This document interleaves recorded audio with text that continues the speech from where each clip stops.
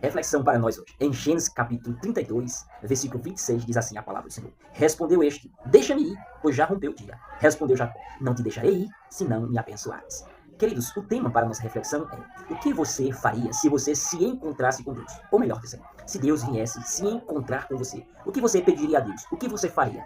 É isso que eu quero discutir dentro dessa breve reflexão da palavra de Deus. Antes de entrarmos nesse texto, permita-me fazer uma breve recapitulação do contexto desse texto e da vida de Jacó. A Bíblia diz que quando Isaac, pai de Jacó, casou com Rebeca, ela era estéril e ela não poderia ter filho. Isaac perseverou 20 anos fazendo orações para que Deus pudesse abrir o ventre da sua esposa e ela pudesse gerar. O texto diz que Deus atendeu as orações de Isaac. E aí ela engravidou. No período da gravidez, havia um rebuliço, havia na barriga dela uma guerra, uma luta travada entre as duas crianças. Ela não sabia que eram duas crianças. Então ela foi consultar o Senhor. E aí foi dito da parte do Senhor que eram duas crianças, dois homens, e que, de fato, iriam nascer dessa gravidez duas nações. Foi dito ainda mais que o maior serviria ao menor. Nesse caso, de fato, Esaú ia servir a Jacó. E quando aconteceu que eles nasceram, o texto diz que Jacó veio agarrado no calcanhar de Esaú. Então, Jacó já vinha dizendo para ele, uma mensagem para ele: não vai ficar por isso, eu vou lutar pela bênção da primogenitura. Então, o nome Jacó, ele significa enganador, usurpador. O nome Esaú significa vermelho, ou aquele que se contenta, né, com o transitório, com a efêmero. Isso, de fato, é o significado dos dois nomes. O texto diz que eles cresceram juntos. Tinham personalidade diferente, comportamento diferente e escolhas diferentes. A gente percebe, quando lê a história, né, da biografia de Esaú e de Isaac, que o Esaú, ele sempre desprezou as coisas espirituais. É isso que o autor de Deus interpreta sobre Esaú, que ele desprezou a bênção da primogenitura, por isso que foi dado a Jacó essa bênção. Por isso que o mundo espiritual, por isso que Deus autenticou, porque Esaú desprezou a bênção da primogenitura. A gente também percebe que Jacó era diferente dele, porque Jacó desejava as bênçãos espirituais, mesmo sendo uma pessoa enganador, usurpador, esperto até demais, não é isso? O texto diz que quando Isaac ficou mais velho, aí a Rebeca, sua esposa, bolou um plano, porque Isaac queria dar a bênção da primogenitura a Esaú, mesmo tendo consciência que havia uma profecia dizendo que o maior ia servir ao menor, ou seja, Esaú iria servir a Jacó. Ou seja, a bênção era para Jacó, da parte de Deus, e não para Esaú, mesmo ele sendo o primogênito. Mas Jacó estava com os olhos espirituais, com o entendimento espiritual um pouco obscurecido, a ponto que não chegou. O texto disse que ele amava mais a Esaú do que a Jacó. E ao contraste, também Rebeca amava mais a Jacó do que a Esaú. Então ela bolou um plano, disse: vamos enganar o seu pai.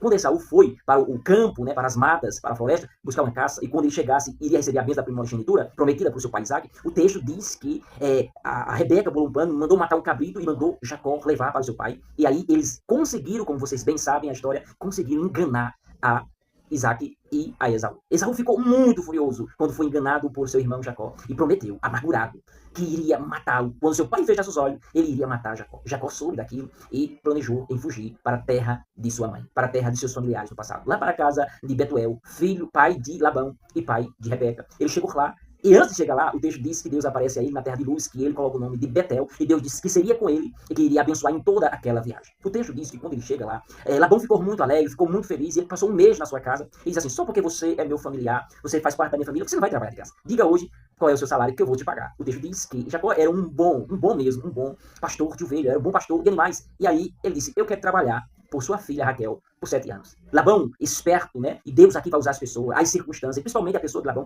para moldar e modelar e transformar o caráter de Jacó. E ele trabalha lá animado por 7 anos, ele quase nem percebeu que o tempo estava passando. O texto diz que quando ele terminou os 7 anos, que ele quis, né, pegar a sua esposa para casar, aí Labão descobriu que Labão tinha enganado e ele trabalhou aqueles 7 anos por a filha mais velha de Labão, que se chamava Lia, ou em outra tradução, Leia. E aí ele ficou muito triste, mas Labão disse assim: não é comum aqui em nossa região que a mais nova se casa primeiro. Não, a mais velha se casa primeiro. É por isso que eu estou lhe dando a mais velha. Agora, se você quiser, trabalhe mais 7 anos e aí eu vou lhe dar Raquel por esposa. E então, ao todo, ele trabalhou 14 anos e aí casou com Raquel. O texto diz que Labão prosperou muito, enriqueceu muito depois que Jacó chegou naquela região, que Jacó começou a trabalhar para ele. E aí os 14 anos se passaram, Jacó apresentou desejo de voltar para a sua terra, em Canaã. E aí Labão disse: não, depois que você chegou na minha casa, o Senhor me abençoou muito. Diga qual é o seu salário que eu vou te pagar. Jacó declarou o seu salário. Labão aceitou de boa vontade pagar aquele salário. Mas quando Labão percebeu que Jacó estava enriquecendo, ficando muito rico, mais poderoso do que ele já mudou o seu comportamento para com Jacó, e não somente ele, mas os seus filhos também, e já não era como antes. O seu rosto, seu comportamento com Jacó e com sua família já não era mais como antes. Então Deus aparece para Jacó, porque Labão de todas as formas tentou prejudicar o crescimento, a prosperidade e o avanço de Jacó, e aí Deus aparece para ele e diz: chegou o tempo de você voltar. Então Jacó sai da casa de Labão, e vai de volta para sua casa. Ele aproveitou uma oportunidade que Labão estava tosqueando as suas ovelhas, um caminho de 3 dias, ele aproveitou essa oportunidade e fugiu com suas 2 esposas e com seus filhos, seus escravos e tudo que ele possuía. Quando Labão soube disso, ele juntou juntou os da sua família e homens preparados para ir atrás de Jacó e matar Jacó. O texto diz que Deus, né, aparece para ele num sonho e diz assim: você não faça bem nem mal ao meu servo Jacó.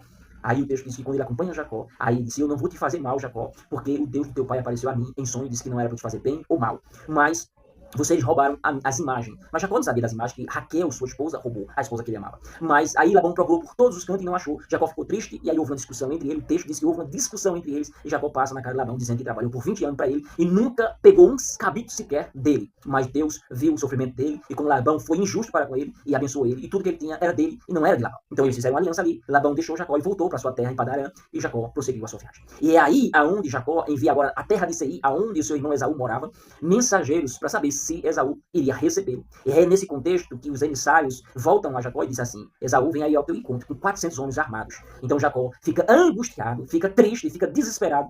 Queridos, nós não vemos Jacó fazer nenhuma oração a Deus antes dessas coisas acontecer com ele. Mas aqui, no contexto, a gente vê Jacó angustiado, fazendo orações a Deus pela primeira vez. E aí o texto diz que os anjos de Deus aparecem para ele numa terra chamada Manaim, e depois ele atravessa ali o vale do Jaboque, né, que era um rio, em direção ali ao Rio Jordão. E aí, no meio do caminho, um homem vem de encontro a ele, que foi o texto que nós lemos agora, e vem de encontro a ele. E esse homem, de fato, era o próprio Deus, aqui encarnado.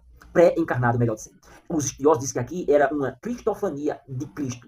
Veja que o texto diz que era o anjo do Senhor. Todas as vezes que aparece o anjo do Senhor, os estudiosos dizem que aqui era uma cristofania. Jesus se humanizou, pré-encarnou o que ele iria fazer, né, no futuro. Ele fez aqui com Jacó e Jacó encontra com ele. Ou melhor, ele vem de encontro. A pergunta a ser feita, que é o tema que eu citei: o que você pediria a Deus se ele aparecesse para você? Se ele se revelasse para você? Aqui Jacó foi um desperto. No momento de sofrimento, de angústia, de desespero, que ele lutou aqui com Deus, ele diz o que nós lemos essa tarde: diste este, deixa-me ir. Ou seja, o anjo pedindo a Deus, o próprio Deus pedindo a Jacó: deixa-me ir, porque ele estava humanizado em um ser humano. E Jacó estava ganhando aquela luta. Aí deixa-me ir, porque já rompeu amanhã. E Jacó disse: eu não te deixarei ir enquanto o Senhor não me abençoar. O anjo perguntou: qual é o teu nome? Aí ele disse: é Jacó. O meu nome é Jacó. Então é aqui aonde Deus se encontra com Jacó e transforma a vida de Jacó. Ele não perdeu a oportunidade de se encontrar com Deus e declarar que ele é Jacó, que ele sempre foi enganador, usurpador, que ele de fato nunca, né, foi grato o que Deus fez em sua vida. E Deus até ali tinha ajudado ele, mesmo sem ele estar completamente transformado. Então, queridos, Deus nos dá a oportunidade de todos os dias, através da sua revelação especial, da sua palavra, se encontrar com ele. Agora, qual tem sido as nossas petições diante de Deus? Vamos lutar com Deus em oração, em súplica e pedindo a Deus: eu não te soltarei enquanto o Senhor não me abençoar. A Bíblia nos ensina que a santificação progressiva é uma responsabilidade humana. A Bíblia ensina que aquele que busca o Senhor, invoca o nome do Senhor, esse será salvo. A Bíblia ensina que devemos buscar o Senhor enquanto se pode achar e invocar enquanto ele está perto. Aqui está a resposta, porque Deus muitas das vezes permite momentos de dor, de sofrimento, de angústia, de dificuldade, de circunstâncias impossíveis aos olhos humanos. É para que a gente tenha um encontro verdadeiro e genuíno com Deus. Que Deus possa, na sua infinita misericórdia, transformar a sua vida, assim como ele transformou a vida de Jacó. Ele transformou a vida de Jacó, porque o anjo disse para ele: a partir de hoje você não vai ser chamado mais Jacó, ou seja, o enganador e usurpador, a velha criatura. A partir de hoje você vai ser chamado Israel, o homem que lutou com Deus e venceu. E Deus estava decidido, de fato, a abençoar o seu servo. Por isso que ele desceu e perdeu aquela luta, né? Isso aqui é uma ironia de Deus. Deus, né, entre aspas, perdeu aquela luta, porque Deus queria abençoar a vida de Jacó. Deus quer te abençoar, mas é necessário você ter um encontro com Deus no Vale de Jacó. Só você e Deus, Deus e você, para que ele possa lhe abençoar e nunca mais a sua história ser a mesma. A sua história vai ser outra história, porque Deus é quem vai escrever a sua história a partir de então que você tiver um encontro genuíno, autêntico, verdadeiro e real com o próprio Deus, com Deus verdadeiro, a saber, Jesus Cristo. Deus te abençoe com essa palavra. Amém.